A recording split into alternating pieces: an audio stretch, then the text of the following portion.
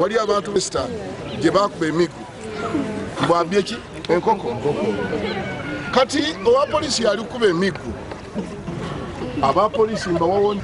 nga tofunye omuntu obulamu bwe bwogenda okuba nagwe tujja okuleeta mu lwejjudde lw'abantu tuweka emiggo olabe ali kubonaabona okuleka abaana be ali mu kkomera ate ali kubonaabona n'akasente kandi yambye abaana n'omulyako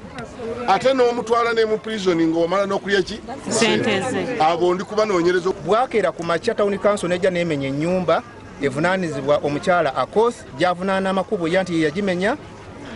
ng'afunye n'ebbaluwa endala zivudde wa DPC awadde poliisi ye kasokoso ga head of protecting aba council okujja okumenya ennyumba ne bakikola naye ku nkomero